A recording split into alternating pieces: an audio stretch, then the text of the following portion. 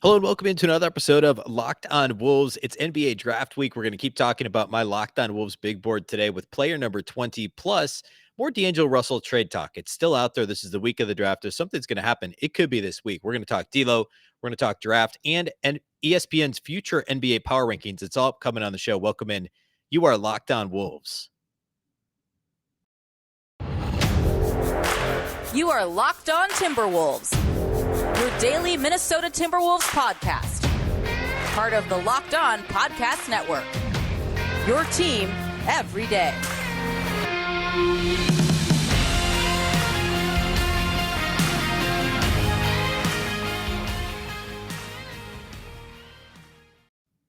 Hello and welcome to the Locked On Wolves podcast, part of the Locked On Podcast Network, your team every day. My name is Ben Beacon. I'm the host of Locked On Wolves. Today's episode is brought to us by BetOnline. BetOnline has you covered this season with more props, odds, and lines than ever before.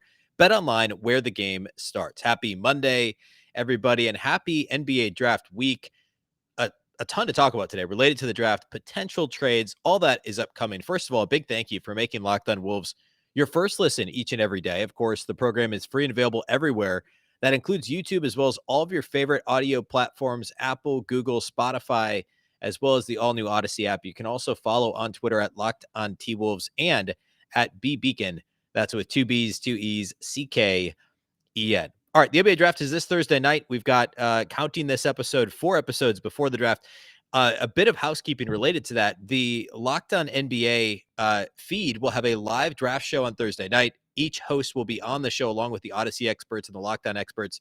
And so assuming the Wolves pick at 19 or wherever they end up picking, I'll be on the show live as well. And then later Thursday night, we'll do a live podcast following the draft. And obviously the Wolves have 4 selections, 1 first rounder, 3 second rounders going into the draft. We'll do a live show following the draft Thursday night, and then that will be Friday's episode as well. So lots upcoming this week. We still got to finish out my big board though. So we're actually going to get to that here in just a second.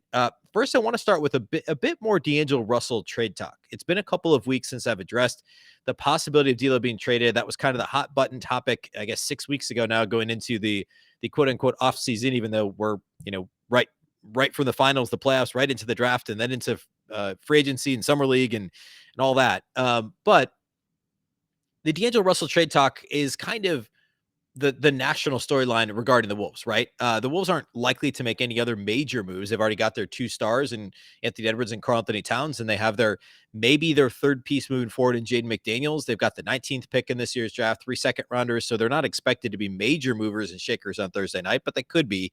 So D'Angelo Russell's kind of the national storyline, and there's intrigue there, right? There was a report about a week ago that the Wolves were actively shopping him. Kevin O'Connor of The Ringer reported that. We know that the Wolves are open to moving him. There's a new regime. Tim Connolly now running the front office was, of course, not the person who acquired D'Angelo Russell a little over 2 years ago. That person, incidentally, is Gerson Rosas, who's now in an official full-time capacity in the New York Knicks front office. On the show a couple of weeks ago, I talked about the Knicks as a possibility trading for him, for D'Angelo Russell. I talked about the LA Clippers, among other teams. My favorite trade partner for D'Angelo Russell happens to be the LA Clippers. And there's a national analyst who agrees with that assessment. There's an article that came out this weekend at Bleacher Report called 5 Bold Predictions for 2022 NBA Offseason. And that's Zach Buckley, who does a very good job at Bleacher Report. There's a few different bold predictions here. And one of them is that the Clippers would acquire D'Angelo Russell. I talked about the Clippers as a possibility because of the assets they have and the fact that they need a point guard. But I ultimately concluded, this is maybe 3 weeks ago now on the show, that the Clippers would not get D'Lo because, first of all, to add another high usage guy to Kawhi Leonard and Paul George, who should both be healthy next year. I mean, D'Lo needs the ball in his hands a fair amount, right? So does Kawhi Leonard, so does Paul George. All those guys would initiate offense. That's a lot of ball to go around. The other thing is, that's kind of a challenge trade, right? You're talking the 2 teams that played each other in the play-in round, the 7 and 8 seeds going into the playoffs this year, making a trade in the Western Conference, both teams shooting for top 5 seeds in the West next year. The Wolves no doubt think they could be a 4 or 5 seed. The Clippers, when fully healthy, should be able to get to that level in the West. And if that's the case, that's kind of a really gutsy trade for the Clippers and the Timberwolves to be making. I would call that a challenge trade. If the Wolves are trading a max contract guy to a team that already has 2 max contract guys in PG-13 and Kawhi, and the Timberwolves getting back, I'll talk in a second what I think they could get back from the Clippers, but that would be a really intriguing sort of challenge trade. You're talking about a true rivalry. Last year, the Clippers and Wolves going at it, the Patrick Beverley thing, following the game when Pat Bev was crying and the Timberwolves were celebrating the way that they were. D'Lo, say the Wolves decide they don't want him effectively, which is what that would be saying. They trade him to the Clippers. That's a true middle of the Western Conference, teams trying to climb to the top of the Western Conference rivalry that could form there. So all that to say, there isn't really any potential return mentioned here in this blurb as part of this article by Zach Buckley at Bleacher Report. He just talks about how he could be a shot creator. He's another scorer. They don't really have anybody besides Kawhi and Paul George that does that consistently for them. And so he does feel that. I actually don't think he's a perfect fit with that team in terms of the roster. Of course, he just has the 1 year and the 31 plus million left on the max deal. He's eligible for an extension.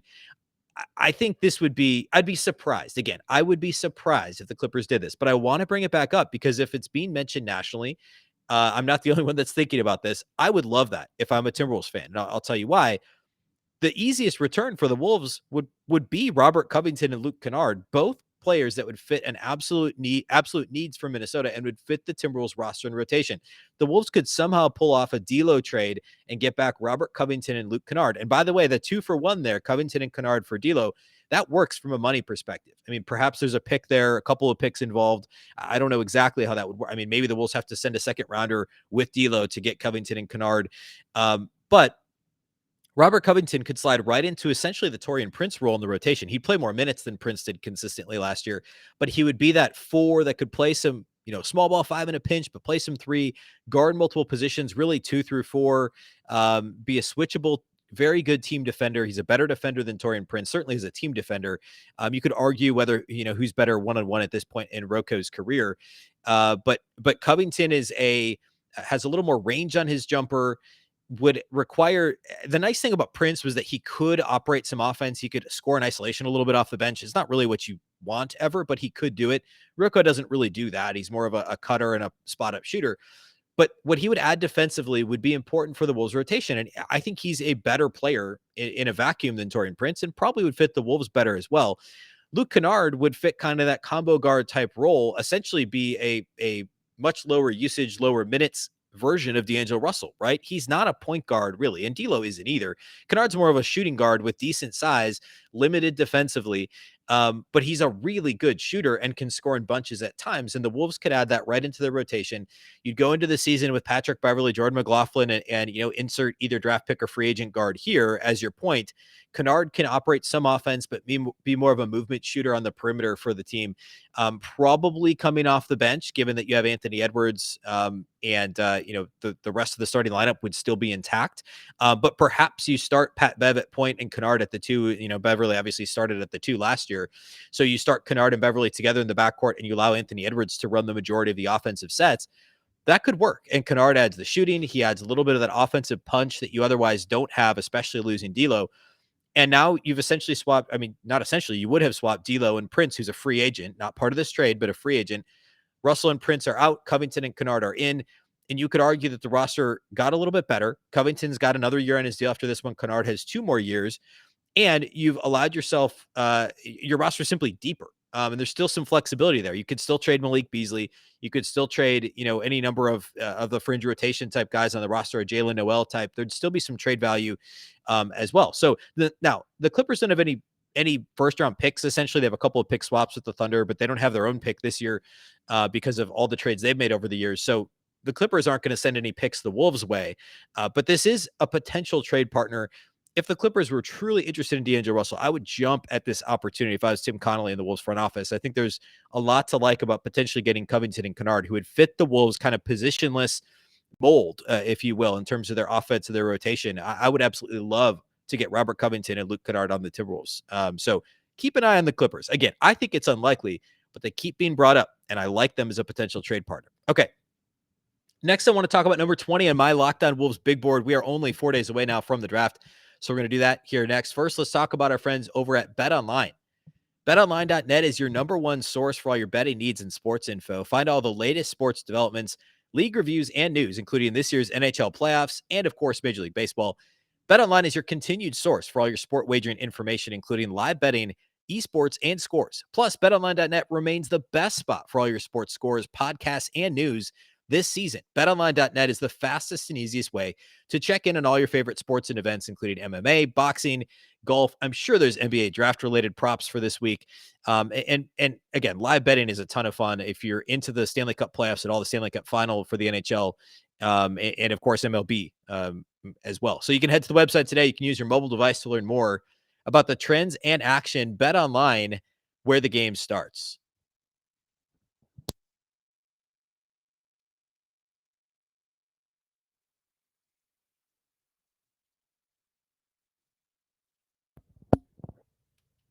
Let's go ahead and get into number 20 on my big board. I'm going to quick cruise through the top 19. And then later this week, I'm going to spend a couple of episodes, likely Wednesday and Thursday, kind of reordering the big board and focusing in on highlighted players. I'm not going to spend like a segment on every player like I have so far. I'm going to spend a segment. I'm going to revisit a couple of guys that I like as trade up, stand pat, or potential trade back targets or guys that could fall on the board, because there's 5 to 7 guys that I really like as targets for the Wolves. Some are not going to be attainable because you'd have to get into the top 10, but maybe if they fall a little bit and the Wolves are willing to come up a little bit on the board, there's some of those guys we could highlight. But right now, as of the Monday of draft week, my Locked On Wolves big board is Jabari Smith number 1, Chet Holmgren number 2. Again, this is if the Wolves were drafting at these slots, who I would pick if I were running the Wolves. They're obviously not going to get Jabari Smith or Chet Holmgren, but this is how I'd order them in terms of the Wolves' needs and the potential fit. Jabari Smith 1, Chet Holmgren 2, Paolo Banchero 3, Keegan Murray out of Iowa 4, Shaden Sharp 5, Jaden Ivey from Purdue 6, Benedict Mathurin. Spoiler, I'm going to talk more about him later this week. I love him as a trade-up target. He's just a big wing from Arizona. And again, I've talked about all these guys. I spent a full segment on each of these players if you go back through the last week or so of shows. But Mathurin's number 7 on my board. AJ Griffin out of Duke, number 8. Jeremy Sohan is 9. Ochai Agbaji at 10. Malachi Branham at 11. Tari Eason at 12 out of LSU. Dyson Daniels is 13. Johnny Davis from Wisconsin, 14. Jalen Duren is 15. Ousmane Dieng is 16. EJ Liddell is 17 out of Ohio State. Jalen Williams, number 18, and Dalen Terry from Arizona, 19. Today, number 20, a player that I've had some people on Twitter asking why I haven't talked about him before to this point on the show, and that's Mark Williams, the center out of Duke. And he's a true modern center, I should say. A legit 7 feet with a massive 7'7" wingspan, just a giant human being. And he's the prototype for today's rim running, play multiple different pick and roll coverages, rim running big with athleticism, and again, just superior length to most other players in this draft. He's a fantastic shot blocker, an awesome rebounder, and for all those reasons, he would actually be a great fit in the Timberwolves scheme. However, I've talked about this before. The reason why I haven't gotten to any true centers, any like bigs that are 5s, right? Any players that are essentially 5s and aren't going to play the 4. We've talked about some guys who are 3s and 4s that could play some small ball 5. But true centers I've stayed away from because the upside is so limited for the Timberwolves to take a center in the first round of this draft. Karl-Anthony Towns plays 30, 32 minutes a game in the playoffs. He's going to play 36 minutes a game. I know he gets into foul trouble, but those are games where you're in trouble anyway, and you're not replicating what Towns does with Mark Williams. You're just not. We'll get to his strengths and weaknesses here in a second. But the thinking here, why, and again, Mark Williams is likely going to go in the top 15. I don't think he gets past Charlotte at 15. I think the Hornets, they like him. They want a big at least, and he's likely the highest rated big on everybody's board. 5, I should say. I'm using kind of big and 5 a little interchangeably. But when I say that, I mean somebody who is a center. He's not a 4. He's a 5 because of his limited range offensively in terms of his shot. I just don't think that the upside is there for the Wolves to pick a guy who's going to play 12 maximum 16 minutes a game for the Timberwolves. And he doesn't have range on his shot. He's not like Naz Reid, where you can run some of the same stuff and put him on the perimeter. That's not going to work for the Wolves. That said, at 16 minutes a game, 14, 12 minutes a game, he would be awesome to have behind Karl-Anthony Towns. He could bring the rebounding shot blocking that Cat does not. And also that Naz Reid, frankly, doesn't either. Naz is a good shot blocker. But he's not a very good rebounder as far as centers go. He's a little undersized. Mark Williams is not undersized, which is why if he's somehow there at 19, I think you have to take a look. I don't think he will be. And I don't, again, love the fit because of the limitations on how many minutes you're going to play him. All that to say, in terms of Mark Williams' strengths and weaknesses, he's dynamic in drop coverage, a fantastic drop defender. The Wolves don't play much drop. Towards the end of the year, they were playing a little bit of it here and there, depending on matchups. And I think you have to have that in your arsenal as an NBA team. But we also know that's a weakness of Karl-Anthony Towns. And so the Wolves don't play a ton of drop because finally they've adjusted to their personnel. And by that, I mean Chris Finch and his current regime, right? The current coaching staff versus the Ryan Saunders and David Vanterpool regime that would not adjust to Towns' strengths and weaknesses. But this current regime, they don't play a lot of drop. So it's great that he can do it, but I don't think he's as switchable as Cat. Now he's got athleticism, he's got size and length. I think he can be reasonably switchable at the NBA level, but you're not going to switch a ton. He might be good I think he'd be good in a blitz type coverage, which is mostly what the Wolves ran. Again, they only ran blitz high wall coverage early in the season. As the year went on, the Wolves mixed in some drop. They mixed in a little bit more switching. Finch prefers to play high wall pick and roll coverage. And I think Mark Williams would be good at that. When he gets into the paint or when guards get into the paint matched up against him, he does a pretty good job at taking good angles. He's a very smart defender. He mostly stays down on pump fakes, although there could be some issues with foul trouble. There usually are with young bigs at the NBA level and guys of his size, and the way that officials officiate rookies, quite frankly.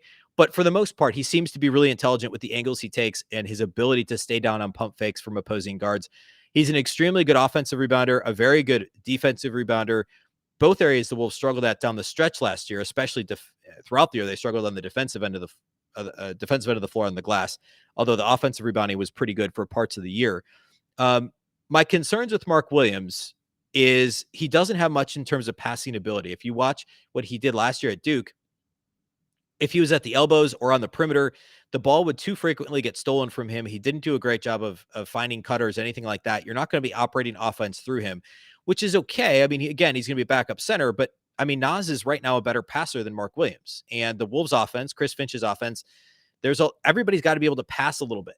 I mean, even Jared Vanderbilt is a pretty good passer when he's in a situation when he's got to pass, right? The Wolves need to have 5 guys who can pass. And Mark Williams right now, I don't think has the passing ability of an NBA big at this point. I think he's going to be stuck as a limited offensive 5, a really good rim runner, great in transition in that regard, a very good pick and roll player. I think he'd be good in the dunker spot, kind of the Jared Vanderbilt role in offense. I think, to be clear, he's got a higher ceiling than Vando, obviously, and especially offensively.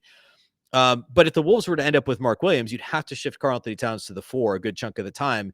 And then you're kind of losing that advantage that you had with Cat at the 5 because Mark Williams doesn't stretch the floor. I mean, he's got good touch around the rim. He shot like less than 12 jumpers all year, I think, last year. The form looks good on those jumpers. So, I mean, perhaps he turns into more of a stretch big, but right now that's not his game. And so I'd have some concerns with that as well. I just think he's a little bit too limited. The Timberwolves need athletes. They do need rim protectors. They do need guys who are switchable. They need multi-positional defenders. I worry about, again, the upside here of using a draft asset, the 19th pick, or in the case of Mark Williams, they likely need to trade up to get a guy like this, where the fit with Karl-Anthony Towns is far from perfect. That concerns me. So the only way he makes sense is if he falls to 19, some of these other guys are off the board, or if the Wolves front office has concerns about some of these other guys. But I think you can achieve a lot of the same stuff just from a more positionally versatile player with some of these other guys. I mean, EJ Liddell is a very different player, but he's somebody who can play the 4, be a good defender, make good rotations, be switchable. I certainly feel that way about Jalen Duren. He's 6'11" with the 7'5" wingspan. He's not that much smaller than Williams. I like his fit a lot better too. I had him much higher on my board. I had him at 15. I have Williams at 20. So yes, I think he would be good if Karl-Anthony Towns wasn't on the team and you needed a big to play with Anthony Edwards. Yeah, Mark Williams would be great. But you have Karl-Anthony Towns. You're about to give him a supermax extension. I think you're really limiting yourself if you're taking Mark Williams, and certainly if you ended up needing to move up to get a Mark Williams. So that's my take on him. I do want to do one more show, and that'll be Tuesday's show, and get to a couple more players that I think are important to rank who should be on the board around 19. Some players that have been mocked to the Wolves in various places that I still have below Mark Williams. But again, I think we need to talk about because there's always a chance they end up in Minnesota. There's a chance the Timberwolves trade back. So we'll do one more big board show, and then we'll spend the final 2 shows this week breaking down the big board to this point and also reordering a bit and highlighting the players that I think are the best fits that I would say trade up, stand pat, and take these guys at 19 if they're there, or potential trade back targets for Minnesota. So we're going to do that here later this week. Let's close the show today by looking at future NBA power rankings over at ESPN. They went ahead and did those in the wake of the finals ending last week. So I want to take a peek at where the Timberwolves are and if I agree with where ESPN has the Wolves. We're going to do that here next.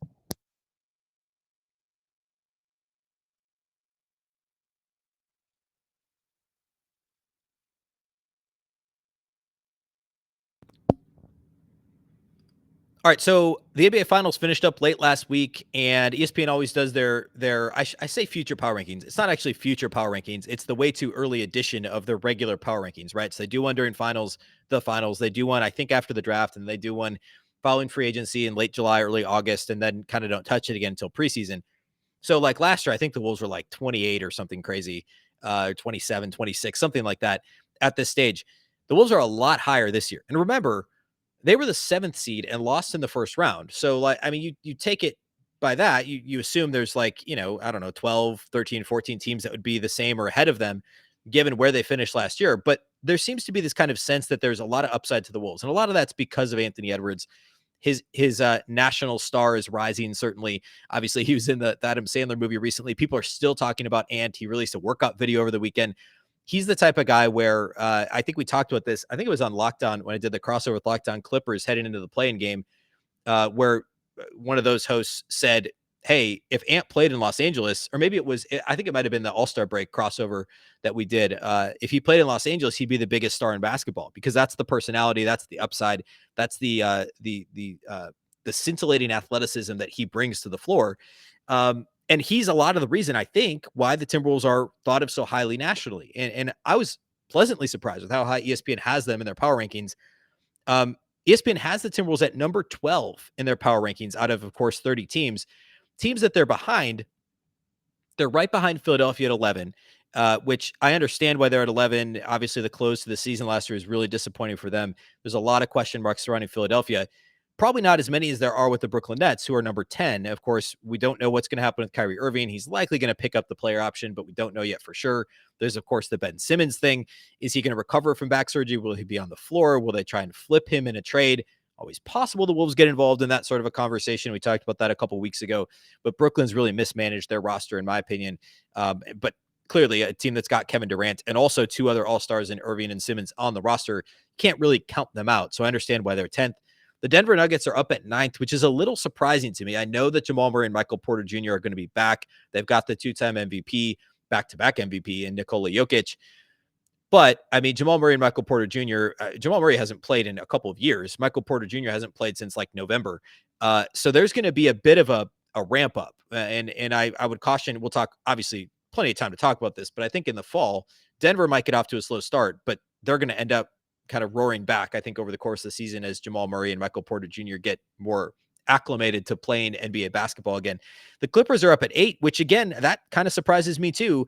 Obviously, healthy Kawhi, healthy Paul George. We talked about that. They now have Norman Powell for an entire season. We'll see. When fully healthy with a very good coach in Ty Lue, I do think they're a top 10 team. But putting them 8th right now is a little bit surprising. The top 7 are hard to argue with in some order. It's Phoenix at 7, Miami at 6, Dallas at 5, Memphis all the way up at 4, Milwaukee at 3, the Celtics at 2, and of course the Warriors at 1. Teams right behind the Wolves, the Bulls are up at 13, which seems a little high. The Jazz are at 14, which seems a little high. Toronto's at 15, which frankly seems a little bit low given the quality of their coaching staff. Pascal Siakam playing much better. Scotty Barnes being rookie of the year. I mean, I think I would probably put the Raptors ahead of the Jazz and the Bulls, frankly. The Pelicans at 16, the Lakers at 17, and then you get down into some teams that it isn't really surprising where they're at. So I think 12 is about right for the Wolves. I'd maybe put them a spot higher, but it's also hard to justify them being ahead of Philadelphia and ahead of Brooklyn. So I understand why they're at 12. And it's also hard to put them ahead of Denver, right? Given Denver finished ahead of them last year and they're getting Porter Jr. and Jamal Murray back too. So if you put the Wolves anywhere in that 11 to 14 range, that feels about right. Karl-Anthony Towns is very likely going to get the Supermax here soon. Now that we do know he was third team All-NBA.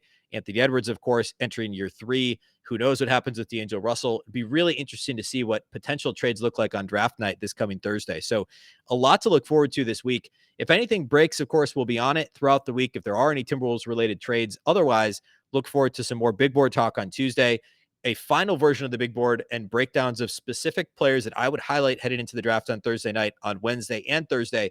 And then the live Locked On show Thursday evening, a live Locked On Wolves podcast late Thursday night following the draft. And likely I'll wait until after the second round picks because, I mean, Tim Connolly's been known to make some noise with second round picks. So I think we'll wait until after those on Thursday for that show. And that will also be Friday's episode as well. So a packed week, looking forward to it. A big thank you once again for those of you that do make Locked On Wolves your first listen every day. It's greatly appreciated. Of course, you can find the show anywhere. That includes YouTube. as well as Apple, Google, Spotify, Odyssey, anywhere you listen to podcasts, you can find Locked On Wolves. You can also follow on Twitter at Locked On T Wolves and at B Beacon. That's with two B's, two E's, CKEN. Will be active on Twitter throughout the draft on Thursday as well. So be sure you're following both of those accounts. Of course, Locked On Wolves is part of the Locked On Podcast Network. Remember, the Locked On Network is your local experts on all the biggest stories. A reminder about the Locked On NBA mock draft. The first picks of the Ultimate NBA mock draft were posted on Thursday. You can search now for the Ultimate NBA mock draft and get over 50 insiders, the Odyssey sports experts, the draft experts of Locked On NBA Big Board, and yours truly. I believe the episode with my selection for the Wolves at number 19 will be coming on Tuesday. So that's tomorrow. And find out who I picked for the Wolves at 19 in this draft. Again, this is every host of Locked On NBA shows drafting in order. There were a couple of trades. I stayed at 19. Spoiler there. But you'll find out who I picked, a player that I'm very high on in that episode on Tuesday. The 5-episode Ultimate NBA mock draft is now about halfway through. It's well underway, so be sure to check that out. Make the Ultimate NBA mock draft your second listen today. Once again, I'm Ben Beacon. This is the Locked On Wolves podcast, and we'll catch you next time.